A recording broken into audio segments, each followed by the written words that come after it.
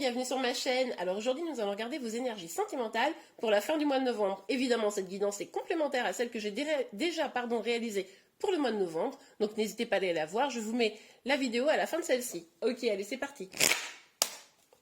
Allez pour les voix millions. Ok. Ok, alors on a le cavalier de denier, donc on voit une situation qui avance, mais alors doucement. Mais on voit quand même que ça peut changer les choses. Avec la roue de la fortune, on voit que, alors ça pourrait être une personne qui vient vers vous, vous faire une proposition, mais alors c'est pas forcément au mois de novembre hein, là, parce qu'on est vraiment sur quelque chose de très très lent. Ou alors c'est quelque chose, ah excusez-moi je bouge la caméra. On voit quelqu'un qui pourrait venir vous faire une proposition et ça pourrait vraiment changer les choses. Hein. Cette proposition est déjà arrivée, peut-être pour certains d'entre vous, voilà, cette communication, mais vous avez mis beaucoup de temps avant de la voir, ou alors elle est peut-être en train d'arriver, cette situation, mais alors c'est très très très long. Mais en tout cas, avec la roue de la fortune, on voit bien que c'est pour quelque chose de positif. Hein. C'est quelqu'un qui vient ou avec un message ou avec une proposition très positive qui pourrait changer les choses pour vous. Ok, super. Ah oui, magnifique. On nous parle d'un nouveau départ hein, avec cet as des épées. Donc, un nouveau départ plus dans la vérité. Vous tranchez peut-être aussi avec une situation du passé. Ok, on continue. S'il vous plaît, mes guides. Ok. Ok, mais il y a des doutes. Il y a un doute, il y a une incertitude, quelque chose que vous, peut-être qui vous rend un petit peu, qui crée de l'instabilité. Vous cherchez votre stabilité peut-être. Ok, on continue. Pour vous les lions. Ah, la carte est tombée par terre, je vais la chercher. Ok, alors, on a les amoureux.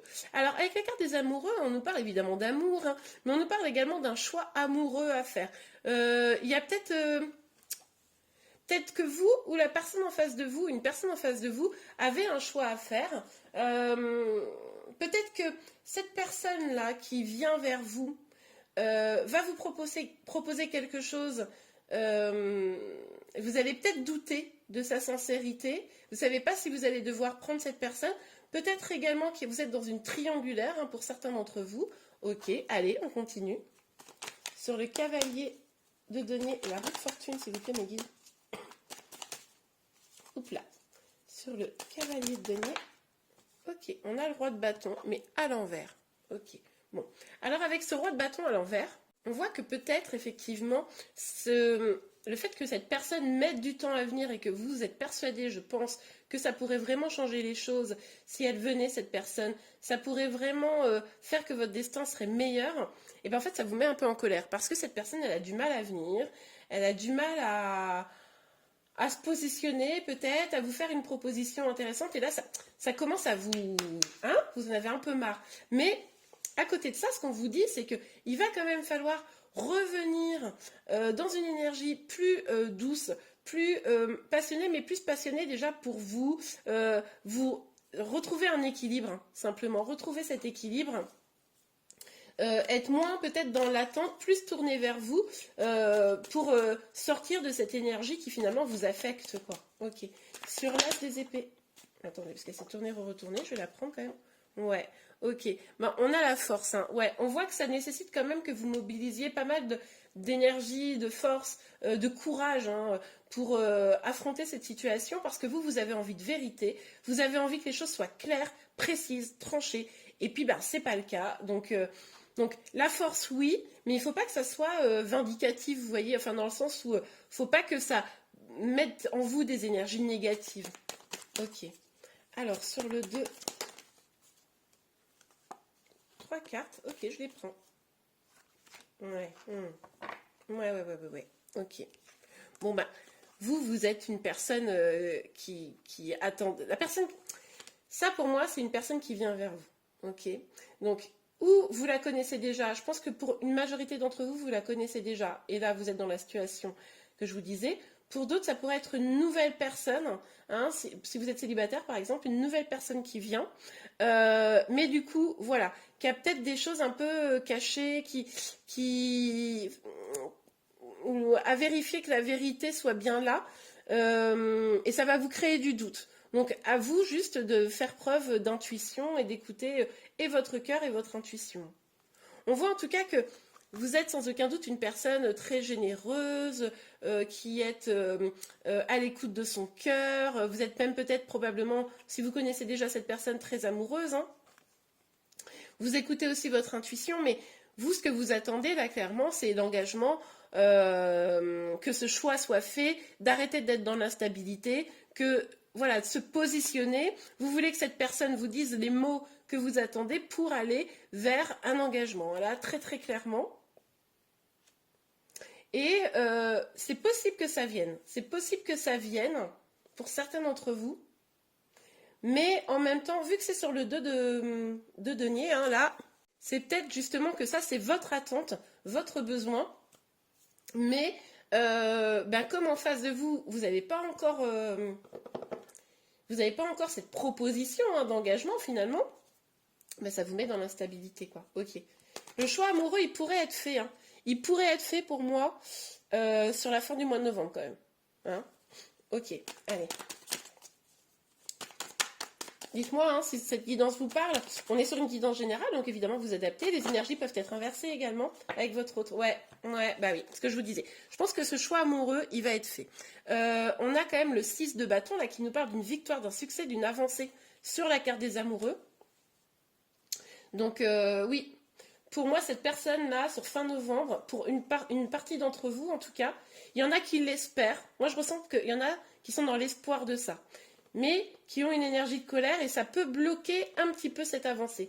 Pour ceux qui vont réussir à sortir de cette énergie de colère, vous pourriez voir les choses qui avancent, qui tournent en votre faveur, on l'avait vu de toute façon dès le départ, pour un succès, pour un choix qui est fait et qui soit positif pour vous. Ok, magnifique. Allez, pour vous les lions, quelle énergie? Ok, bon, bah écoutez, hein, c'est assez clair.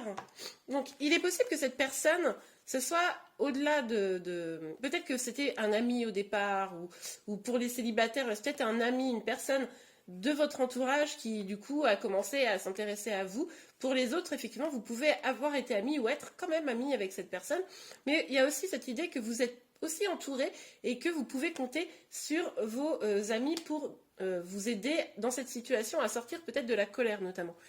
Et là, on vous parle quand même sur la roue de fortune en plus de la destinée, de l'ouverture. Donc effectivement, cette situation pourrait vraiment changer votre vie en fait. Ok, c'est chouette. Alors. Oui, en fait, je crois que là, il n'y a pas le choix. Il faut que ça change. Vous le savez. Avec la carte de la fidélité, et c'est dingue le lapsus que je viens de faire là.